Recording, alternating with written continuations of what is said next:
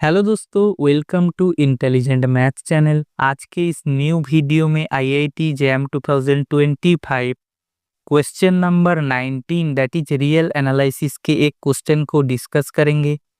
तो आइए डिस्कस करने से पहले एक बार अच्छे से रीड आउट कर लेते हैं। Let x1 equals to 5/2 for n belongs to n, define x of n plus 1 equals to 1/5 x of n whole square plus 6. Then which one of the following is true? So basically question में एक sequence given है recurrence relation के form में। इस type of relation को recurrence relation बोलते हैं। Then हमें चेक करना है ये जो रिकरेंस रिलेशन के फॉर्म में सीक्वेंस गिवन है, ये सीक्वेंस इंक्रीजिंग है या फिर डिक्रीजिंग है और बाउंडेड है या नहीं है। इन दोनों फैक्ट को हमें चेक करना है। तो वीडियो को स्टार्ट करने से पहले एक छोटा सा अनाउंसमेंट है, आइए अनाउंसमेंट को देख लेते हैं। आईआईटी जैम 2026 एग्जाम को फोकस करके इंटेलिजेंट मैथ की टीम 2 दिसंबर 2025 से टेस्ट सीरीज लॉन्च करने जा रही है। टोटल 12 टेस्ट सीरीज मिलेगा, जहां पर 2 real, 2 linear, 2 group theory, 2 applied means ODE and integral calculus के क्वेश्चन मिलेगा। 4 full length mock test, no PIQ, एकदम ब्रांड न्यू क्वेश्चन जो अपकमिंग ट्रेंड है उस ट्रेंड को मिला करके ब्रांड न्यू क्वेश्चन में ही बनाया जाएगा। रियल टाइम एक्सपीरियंस के साथ होगा। प्राइस भी बहुत कम है, 449 है एंड एग्जाम टाइम है 9:30 से 12:30। अगर आप लेने में इंटरेस्टेड है तो डिस्क्रिप्शन बॉक्स में एक गूगल फॉर्म के लिंक है, उस लिंक को तुरंत फिलअप कर दीजिए क्योंकि सीट इज लिमिटेड। अब आओ वीडियो को स्टार्ट करते हैं। सो स्टूडेंट, वीडियो को स्टार्ट करने से पहले ना ये क्वेश्चन को कैसे सोची, तो देखो बहुत सारे स्टूडेंट क्या करेगा, पहले तो x1 आपका गिवन है 5/2, x2 निकालने की कोशिश करेगा इस रिलेशन से, then x3, then x4, then वो लोग बोल देंगे ये जो सीक्वेंस है डिक्रीजिंग या फिर इंक्रीजिंग, वो तो वो स्टूडेंट बोल देंगे, लेकिन बाउंडेड है या फिर नहीं है उसको हम नहीं बोल सकते हैं इस अप्रोच से। तो इससे हम बेटर अप्रोच लगाएंगे। दैट मीन्स मैं यहाँ पर प्रूव करने की कोशिश करूंगा ये जो सीक्वेंस है इंक्रीजिंग या फिर डिक्रीजिंग है एंड बाउंडेड या फिर बाउंडेड नहीं है, उसको मैं ना प्रूव करने की कोशिश करूंगा। कैसे इसके प्रूफ को सोचेंगे, इसको एक बार देखेंगे। तो आओ अब करते हैं।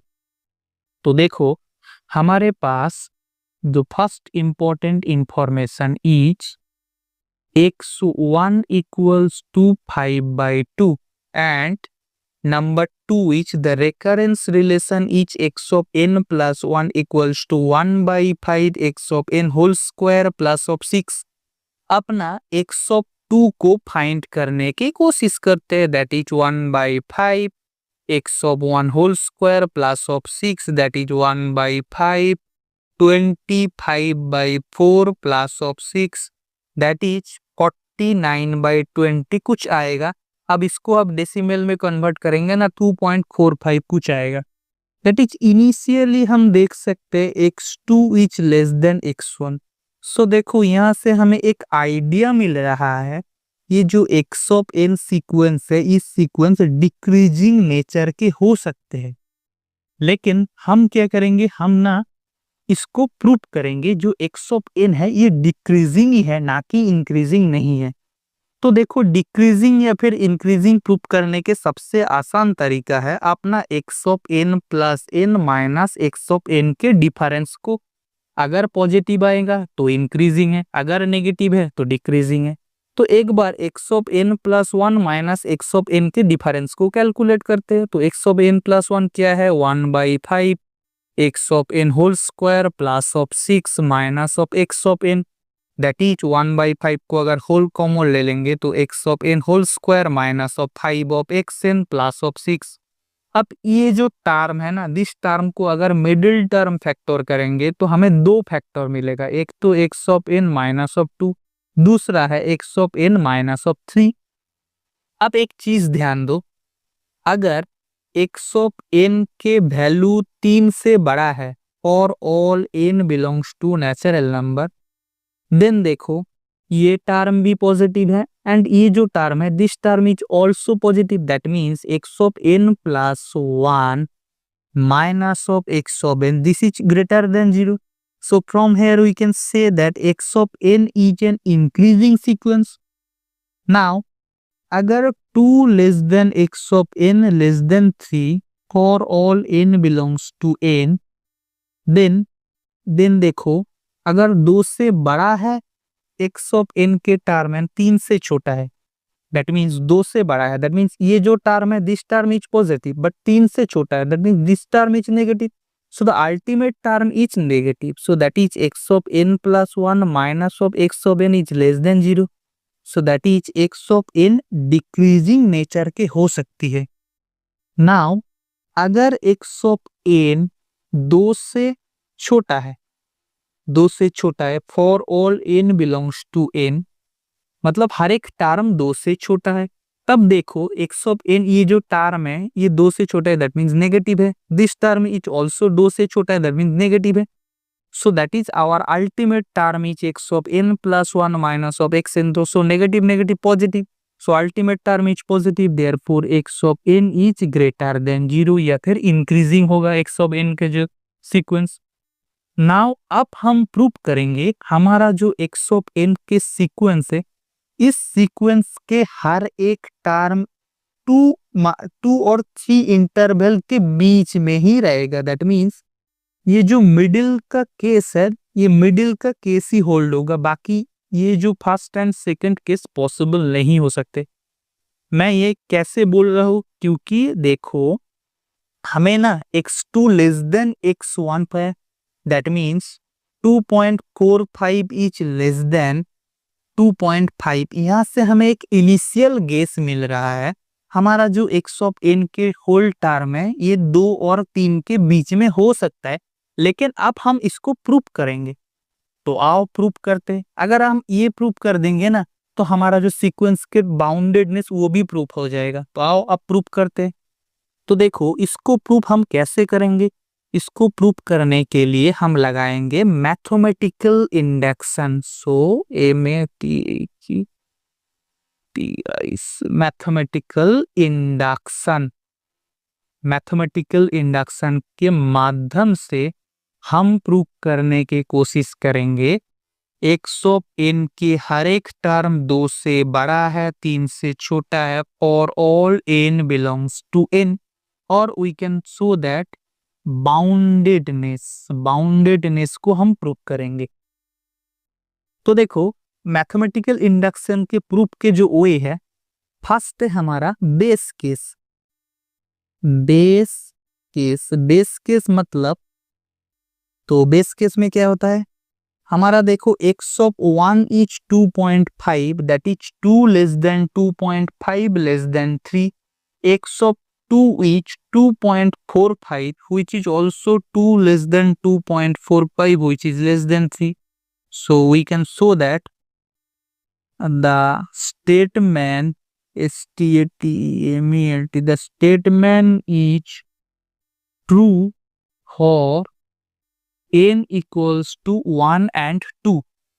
Now इंडक्शन के सेकेंड स्टेप क्या होता है. इंडक्शन के सेकेंड स्टेप होता है इंडक्शन हाइपोथेसिस. तो एक बार लिख लो इंडक्शन हाइपोथेसिस. Induction hypothesis. अब इंडक्शन हाइपोथेसिस क्या है.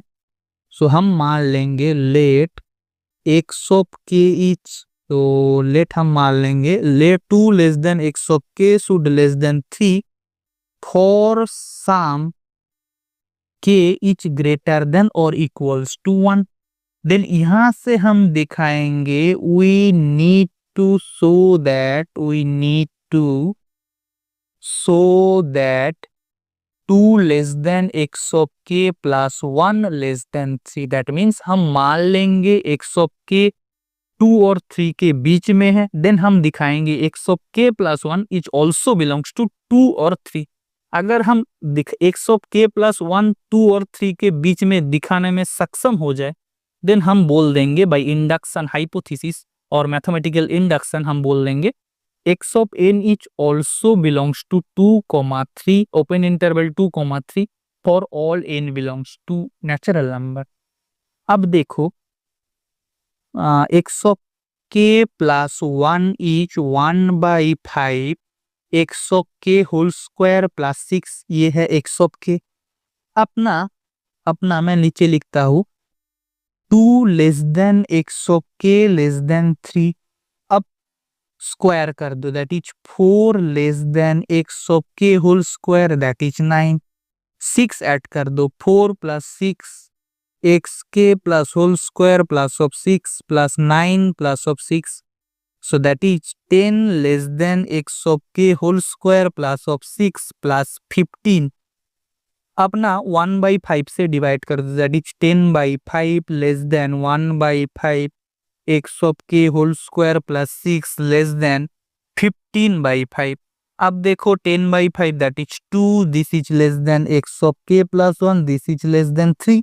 सो यहाँ से देखो हम प्रूव कर दिए x of k plus 1 is also belongs to open interval 2, 3, that is we can say that x of n is also belongs to 2, 3 for all n belongs to n। so यहाँ से हम बोल देंगे x of n is a